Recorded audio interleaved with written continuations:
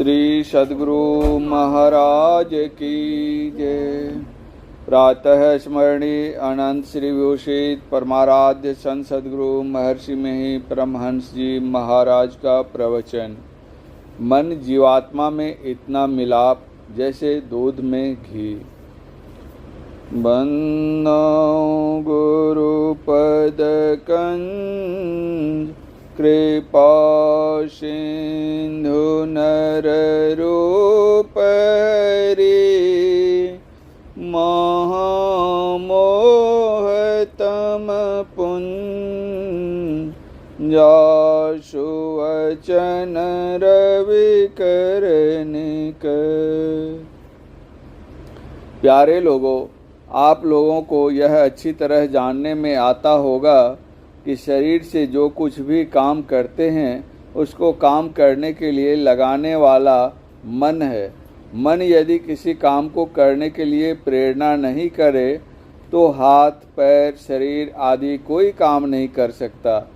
मन भीतर में रहता है और सब काम करता रहता है। एक बात और है कि मन ही सब कुछ नहीं है, मन के साथ आप भी हैं, अर्थात जीवात्मा रहता है। आप जीवात्मा हैं, भीतर में रहते हैं। मन के संग जीवात्मा नहीं रहे तो मन कुछ नहीं कर सकता। जैसे इंद्रियों के साथ मन नहीं रहे तो इंद्रियां कुछ कर नहीं सकती। जैसे बाहर में इंद्रियां हैं वैसे ही भीतर में इंद्रिय मन है। कोई कहता है मेरा मन है तो वह वैसा ही हुआ जैसे आप कहते हैं मेरा घर, मेरा शरीर है। घर उसका है जो उसमें रहता है, वह घर नहीं है। उसी तरह जो कहता है मेरा पैर तो वह पैर नहीं है, पैर उसका है। उसी तरह मेरा मन कहने वाला भी मन नहीं है, वह मन के संग में वहाँ रहता है। मन का काम बाहर भीतर होता है किंतु अपना काम क्या है कुछ मालूम नहीं होता। मन और जीवात्मा में इतना मिलाप है जैसे दूध में घी। दूध और घी दोनों एक साथ रहते हैं और दोनों को अलग अलग भी किया जाता है। जो काम दूध से होता है वह काम घी से नहीं, और जो काम घी से हो सकता है वह दूध से नहीं होता। उसी तरह मन से जो काम हो सकता है वह जीवात्मा से नहीं, और जो जीवात्मा से हो सकता है वह मन से नहीं। जीवात्मा सूक्ष्म है। संसार में दो तरह के पदार्थ हैं, एक सत्य और दूसरा असत्य। जो विनाश नहीं हो, बदले नहीं, वह सत्य है। जो विनाश हो, बदलता रहे, वह असत्य है। शरीर कुछ दिनों तक रहता है किंतु यह बच्चे से जवान फिर बूढ़ा हो जाता है। कुछ काल शरीर ठहरता है फिर नहीं रहता है। मन भी एक तरह नहीं रहता, यह सभी जानते हैं। बच्चे में मन कैसा, जवान में कैसा और बूढ़े में कैसा। कभी मन एक तरह का फिर दूसरी तरह का। जैसे देह में अदल बदल होता है वैसे मन में भी अदल बदल होता है। शरीर जैसे कमज़ोर और बलवान होता है उसी तरह मन भी कमज़ोर और बलवान होता है। जो ज्ञानी है उसका मन वैसा नहीं बदलता जैसे साधारण जन का मन बदलता है। ज्ञानी लोग समझाते हैं कि झूठ, चोरी, नशा, हिंसा और व्यभिचार नहीं करना चाहिए तो नहीं करते हैं, किंतु साधारण लोग इन बातों को सोच समझकर भी संसार की ओर झुक जाते हैं। भोग की ओर मन हो जाता है और वे पाप में गिर जाते हैं। इस प्रकार मन एक तरह नहीं रहता। दूध से घी निकाला जाता है तो दूध का दाम कम हो जाता है।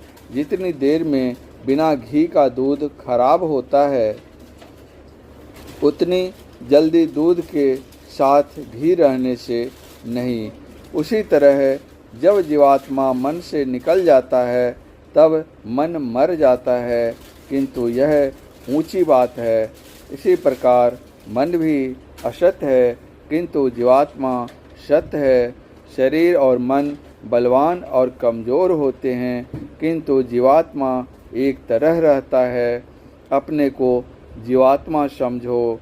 जब तक कोई अपने को मन समझता है या शरीर को ही अपना कहकर जानता है, तब तक शरीर और संसार का जो मेल होता है वही ज्ञान होता है, अर्थात वह शरीर और संसार को ही जानता है। जैसे स्वप्न में शरीर का ज्ञान नहीं रहता तो संसार का भी ज्ञान नहीं रहता, संसार का भी सरोकार नहीं मालूम होता है। उसी तरह जब तक जीवात्मा मन के साथ है तब तक उसको अपने का ज्ञान नहीं होता है, और जो इससे काम होना चाहिए वह भी नहीं हो पाता है। मन और इंद्रियों से जानने योग संसार है और केवल जीवात्मा से जानने योग परमात्मा है। जब तक जीव संसार के पदार्थों को एकत्रित करने में रहता है तब तक दुखी सुखी होता रहता है, शांति नहीं मिलती है। संत लोग कहते हैं परमात्मा को पहचानोगे तो तुम दुख सुख से छूट जाओगे। वह वैसा सुख है जो मन इंद्रियों के भोगों से ऊपर है, उसके बाद दुख नहीं होता। उसको पाकर और कुछ पाना नहीं रहता। उसके पाने से संसार बंधन से छूटकर मुक्ति पाता है, जन्म मरण से छूट जाता है। इसी का उपदेश संतों ने दिया। उन्होंने कहा, यदि तुम उसे नहीं प्राप्त करते हो तो तुम काम क्रोध लोभ मोह आदि विकारों में फंसकर दुख उठाते रहोगे। इसके लिए नेम धर्म आचार तप ज्ञान योग जप दान आदि कितना ही करो, किंतु ये रोग नहीं छोड़ते। इसका मतलब यह नहीं कि नेम धर्म आचार तप ज्ञान योग तप दान आदि नहीं करो। यह सब काम तो समय समय पर करना ही पड़ता है, किंतु यह मत समझो कि इन्हीं से सब विकार दूर होंगे। इसके लिए ईश्वर की भक्ति करो, उसको पहचानो। पहले अपने को पहचानो। अपने को पहचानने के लिए नयन से देखते रहो, अर्थात दृष्टि साधन करो। इसके पहले मूर्ति ध्यान करो। इसके भी पहले जप करो। जप करने से मूर्ति ध्यान करने में बल मिलेगा।